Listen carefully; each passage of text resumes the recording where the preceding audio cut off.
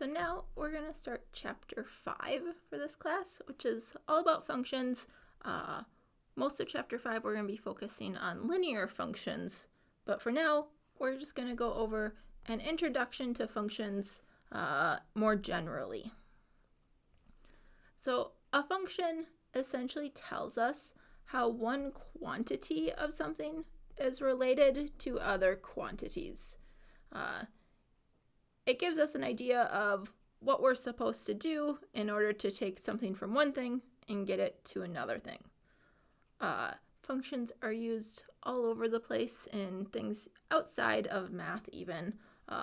Computer science use functions all the time in creating their code. In businesses, they need to use functions. If they're having a spreadsheet of something, a lot of times with profit and revenue, those are dealing with functions to be able to calculate the things that they have. But before we can go on to our actual definition here of a function, we need to talk about relations. So a relation is what we consider a correspondence between two sets, such that each input element corresponds to one or more output elements. So for an example here, I'm going to have an input set and an output set. And in the input set, I'm going to put these two letters, A and B, and over at the output, I'm going to put C, D, and E. And now I can create relations between these to say that these letters are related to each other. So in the input, maybe I want A to be related to C over in my output set. And then B, that one's going to be related to D, and maybe B is also related to E for this. So now my relation that I have here between these two sets, it satisfies our definition of a relation because everything in the input set is corresponding to at least one thing in the output set. So now our function, it uses our definition of a relation. A function is a specific relation that assigns each input value to exactly one output.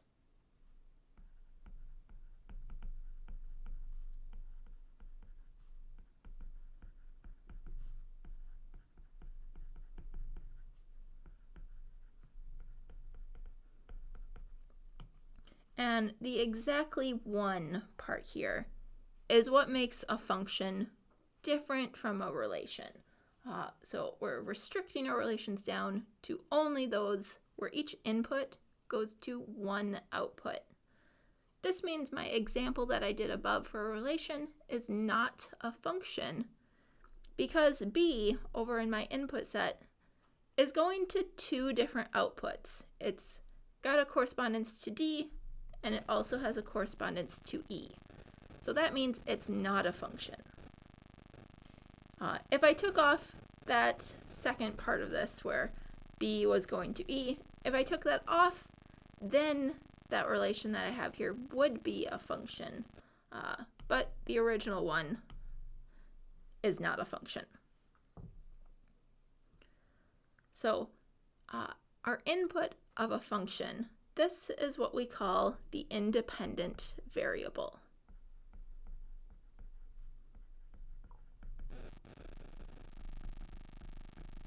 While the output of the function, that's our dependent variable.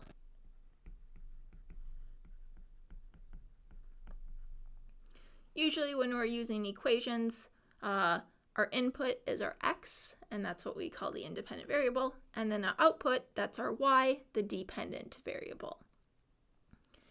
And you can sort of remember this from this phrase here, that the output depends on the input.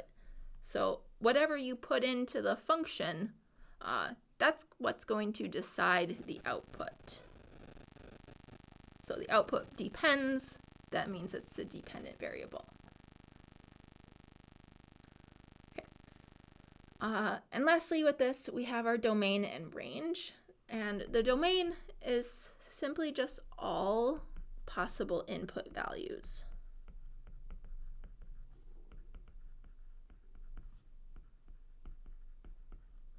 And then the range of a function, that is all possible output values that we could have.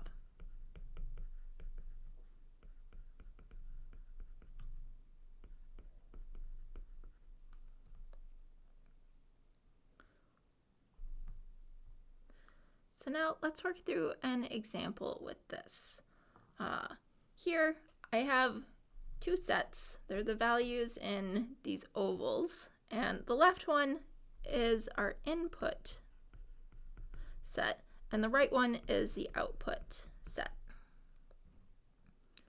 And now what I want to do is write this function that I have here above as ordered pairs, where the ordered pairs are going to be my input, comma, output.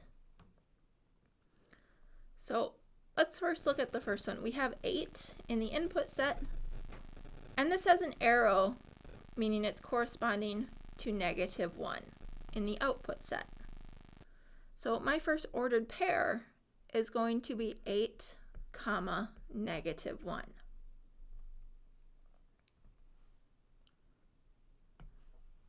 My next one, I have 9 in my input set, and that has an arrow going to -3. So my next ordered pair, we're going to have 9, comma, -3. And then next we have 10 in the input set, and that's got an arrow going to -1. So I have 10, comma, -1. And then lastly, we have 13, and that's got an arrow going to 5. So we have the ordered pair 13, comma, 5.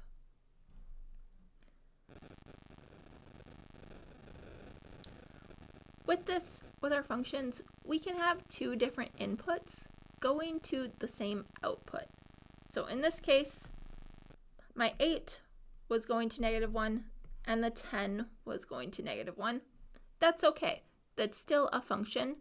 It's only when I have one single input going to two different outputs that makes it not a function. We don't have that case here happening. Each of the things in our input set are going to exactly one output.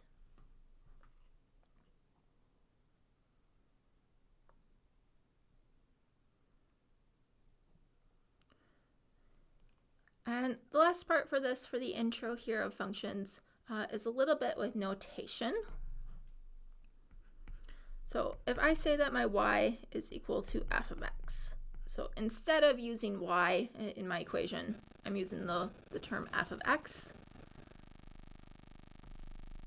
The x part of this is my input, while the f of x, what the y is equal to, this is the output of this. And a little bit with this as well, the f of x here, those parentheses, do not mean multiplication. F doesn't have a value, it's just telling us what to do, and we're inputting x into the function f. One way to kind of think about functions is with like a vending machine example. So we're starting off with a vending machine. We're inputting x. That would be like the numbers that you put, or sorry, the money that you're putting into the vending machine for the item. And then your function is doing some changes to it. That would be you pressing some buttons on the vending machine, telling it what to do. That is the function part of it. And then it outputs this f of x part of this. That would be your end result, such as like a candy bar for a vending machine.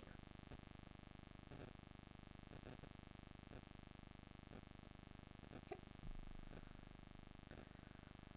A lot of times in this class, we're going to be swapping between using the function notation of f of x or g of x, whatever letters we want to use for this, and using y instead, depending on how we want it to write it.